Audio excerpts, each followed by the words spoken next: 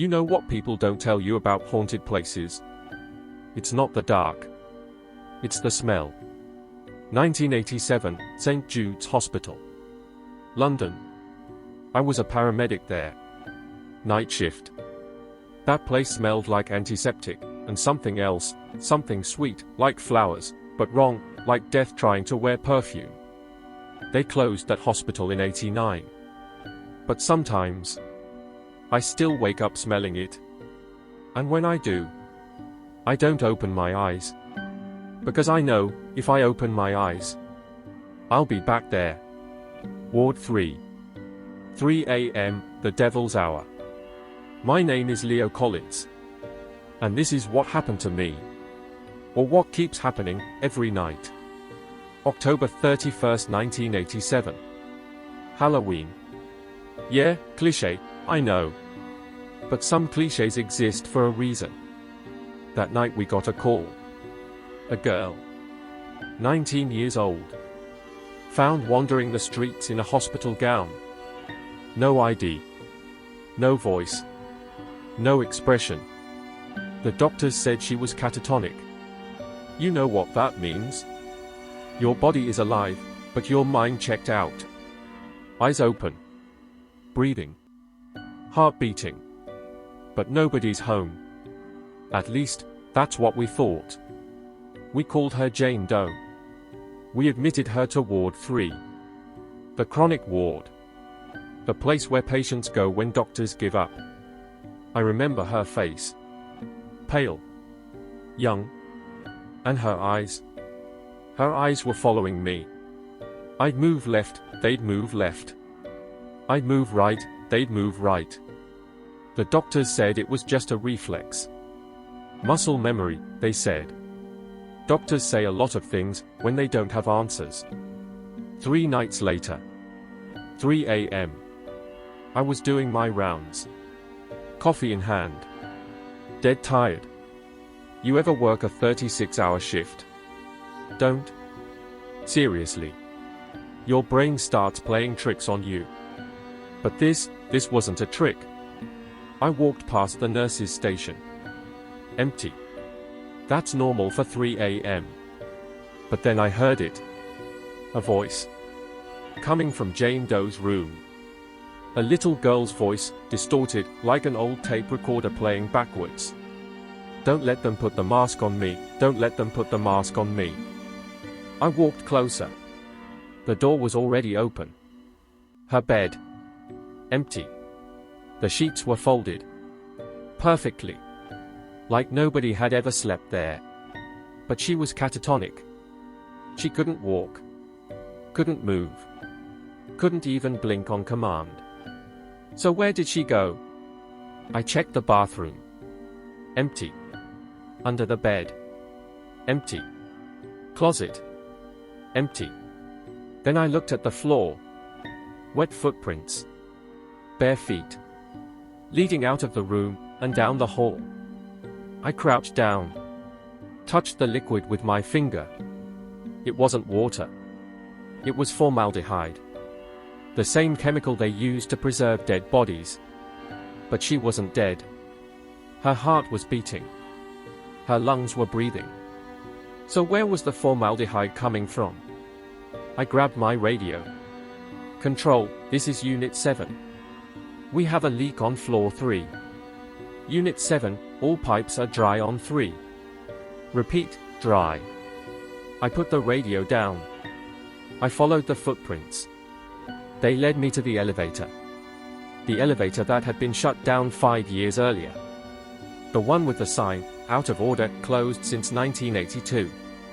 The elevator doors were open. Inside, there was light. And in that light, she was standing. Jane Doe. But now she was smiling. A strange, dry, cold smile. And in her hand, my coffee mug. She spoke. The girl who hadn't spoken for 3 days. The girl the doctors called catatonic. You left this in my room. I couldn't move.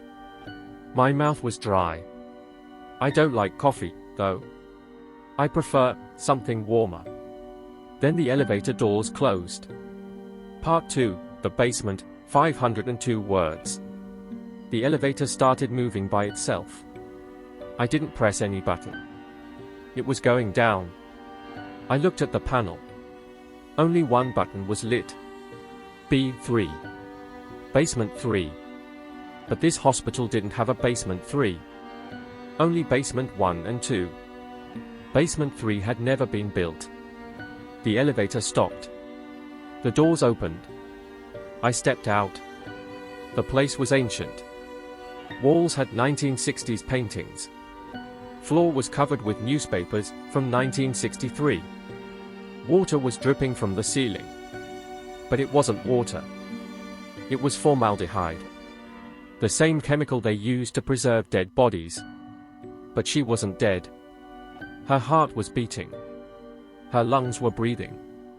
So where was the formaldehyde coming from? I grabbed my radio. Control, this is Unit 7. We have a leak on floor 3. Unit 7, all pipes are dry on 3. Repeat, dry.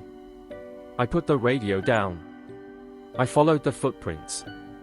They led me to the elevator. The elevator that had been shut down 5 years earlier. The one with the sign, out of order, closed since 1982. The elevator doors were open.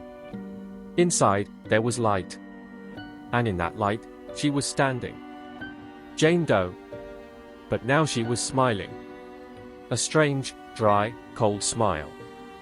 And in her hand, my coffee mug. She spoke. The girl who hadn't spoken for 3 days. The girl the doctors called catatonic. You left this in my room. I couldn't move. My mouth was dry.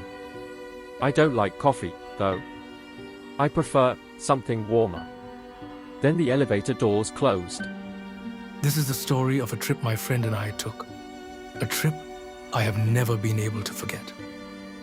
Even today, the date remains crystal clear in my mind. Sunday, October 13th, 2018. It was the final month of autumn. Yellow and crimson leaves drifted from the trees, covering the roads like a fading blanket of color. Early that morning, my friend called me. There was something unusual in his voice. A strange excitement. The kind of excitement someone has before embarking on a great adventure.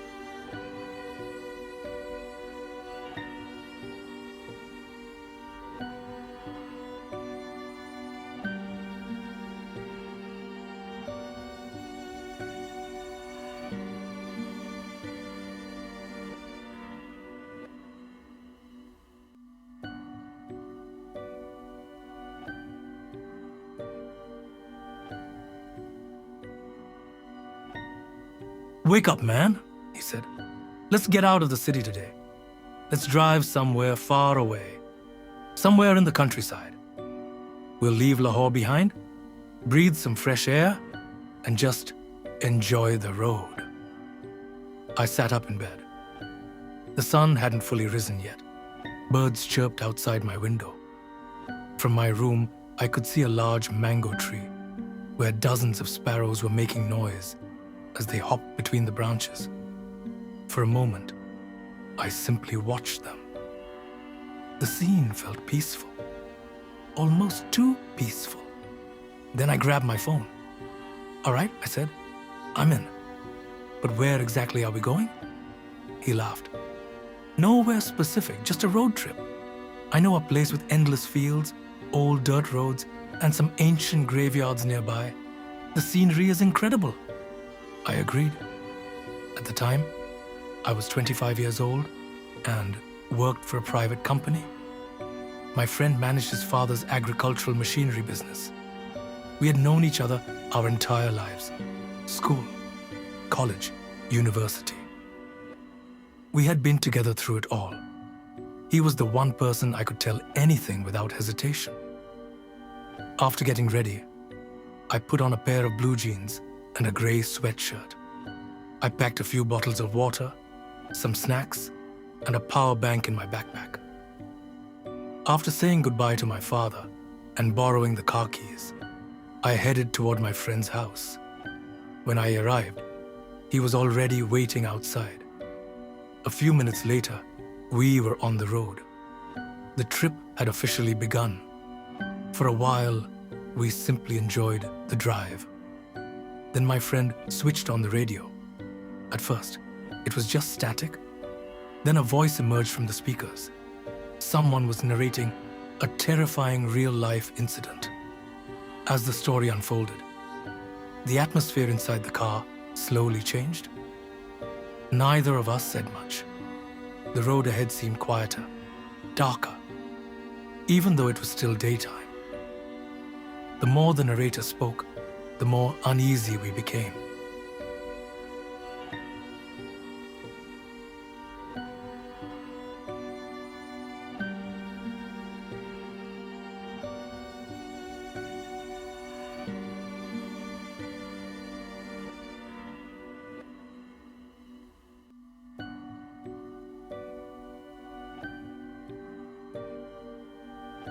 Finally, I reached forward and turned the radio off.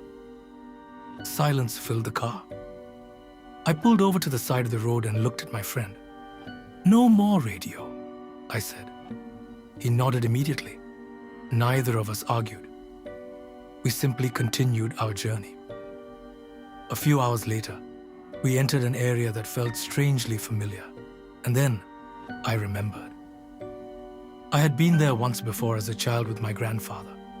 The countryside stretched endlessly around us. Fields, canals, ox carts, and open skies that seemed to go on forever.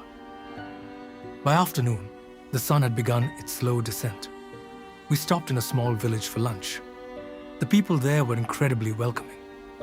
An elderly farmer invited us into his home and served us fresh buttermilk and homemade cornbread. While we ate, he told us about an old graveyard farther down the road, a place known as Rakiba. The name means the watcher, he explained. Then his expression changed. His smile faded, and his voice grew quieter. "But sons? You shouldn't go there after sunset." My friend and I exchanged a glance. The old man continued. "People say strange lights appear there at night." He paused, "And sometimes you can hear laughter." A cold shiver ran through me. My friend immediately looked at me and grinned. "We should definitely check it out." I shook my head. "Come on, none of that stuff is real. It's just village folklore. Stories people tell to scare each other." At least, that's what I said out loud. The truth was different. Deep inside, I felt uneasy. I've always been afraid of mysterious things. Not enough to admit it to anyone, but enough to feel it. We thanked the farmer and left the village behind. The evening sky was beginning to transform. Orange, pink, deep shades of purple. The air grew colder and the shadows grew longer. Soon, the paved road disappeared. A rough dirt path stretched ahead of us. Tall grass swayed on both sides. Wild bushes crowded the edges of the road. Every now and then, a heron or some unseen bird would suddenly take flight from the darkness. We crossed an ancient bridge. Beneath it lay a dried-up canal. Up until that point, everything had gone perfectly. But after that, our journey became something else entirely. Something neither of us could have imagined. Something that would change our lives forever. And then, we saw it. The place where everything began. As we continued down the road, something caught our attention. On the left side stood a massive graveyard. Not an ordinary graveyard. This place was surrounded by towering stone walls, covered in thick vines. Its rusted iron gate looked ancient, as though it had not been replaced for centuries. A weathered sign hung above the entrance. It read, "Rakiba Cemetery, Travelers until Judgment Day." The name alone felt unsettling. Most cemeteries are named after saints, villages, or families. But this one was simply called Rakiba. A chill crept down my spine. Both of us stared through the gate. Inside were hundreds of graves. Some were newly built. Some were old and broken. Others looked so ancient, they had nearly disappeared beneath the earth. Several graves had small flags planted beside them. Others were illuminated by flickering candles. In the growing darkness, those tiny flames looked less like candles and more like eyes, watching, waiting. My friend slowed the car. "Dude, this place is huge." He grinned. "Let's go inside." I immediately shook my head. "Have you lost your mind? It's getting dark. We need to leave." But he wouldn't listen. No matter how much I argued, he refused to back down. Instead, he stepped out of the car. Then he started laughing. He pressed the horn repeatedly and shouted toward the cemetery. "Hey, wake up everyone! We've got visitors. Bring us some water and snacks." I sighed. "Come on, man. Stop messing around." But he only laughed harder. "Which grave are you sleeping in?" he yelled. "Tell me. Maybe I'll move in too. I'm practically homeless." We both burst into laughter. Our voices echoed through the silent graveyard. Then suddenly, a crow exploded from the darkness and flew overhead. We both jumped. But that wasn't the strangest thing. The strangest thing was what happened next. An elderly man was suddenly standing beside us. Neither of us had seen him approach. One moment, nobody was there. The next, he was. It felt as though he had risen from the ground itself, or stepped out of the air. He appeared to be around 70 years old, tall, thin, with a long white beard streaked with strands of black. He wore a white shalwar kameez, a white turban, and carried a bamboo walking stick. But it was his eyes that disturbed me most. They looked ancient, as if they had witnessed centuries pass by. He spoke softly, yet his voice carried an undeniable authority. "My sons." We turned toward him. "I've been watching you." He paused. "When you pass by a graveyard, you should never laugh. You should walk quietly, respectfully, without making a sound." My friend smiled. "Why, Babaji? Will we wake the dead?" The old man let out a deep sigh, a sigh so heavy, it felt as though the wind itself had exhaled. "You are young," he said. "You don't understand. Every grave here contains a story. Every soul carries unfinished wishes, unhealed pain. When you laugh, they hear mockery. They hear you saying, 'Look at us. We are alive.' You are dead. I quickly spoke. We didn't mean any disrespect. We were only joking. The old man nodded slowly, then joked somewhere else. His gaze hardened. And remember this: behind every laugh hides a face. And behind every face hides a laugh. You won't even realize when you become part of that laughter yourself. My friend chuckled nervously. All right. Next time, we'll stay quiet. The old man turned to leave. But before walking away, he looked back one final time. Leave this place before darkness falls. Then his expression changed, and his next words sent ice through my veins. Tonight, both of you will see the same dream. The exact same dream. It will show you something. It will teach you something. If possible, take your laughter back. His voice dropped to a whisper. Otherwise, he stopped speaking, turned around, and disappeared into the darkness. For a few seconds, neither of us moved. My heart was pounding. I looked at my friend. That's it. We're leaving. Right now. I'm serious. I don't like this place. I don't like any of this. But my friend suddenly pointed toward the cemetery. Wait! Look over there. I followed his finger. At first, I thought I was looking at a cat or some animal moving between the graves.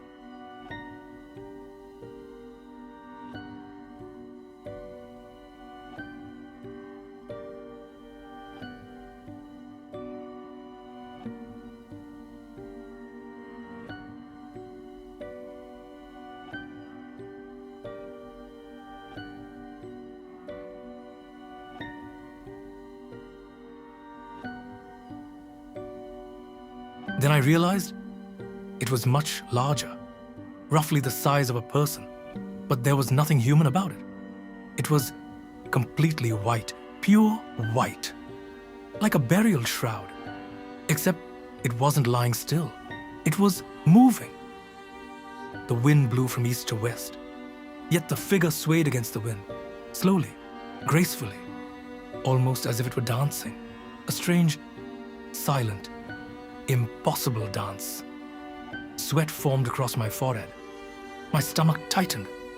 Every instinct inside me screamed that something was wrong, very wrong. I switched on the headlights.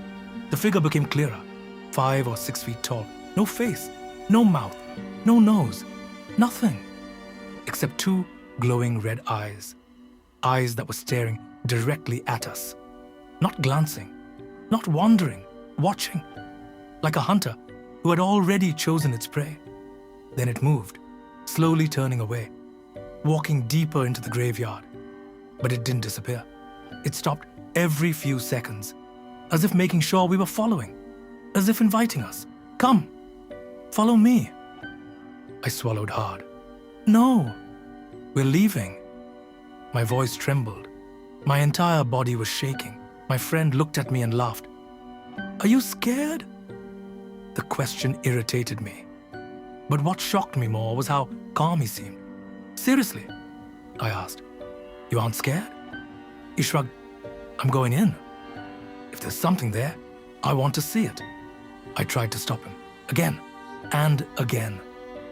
But he ignored every warning. He walked through the gate, alone. For a moment, I stayed behind. Then reality hit me.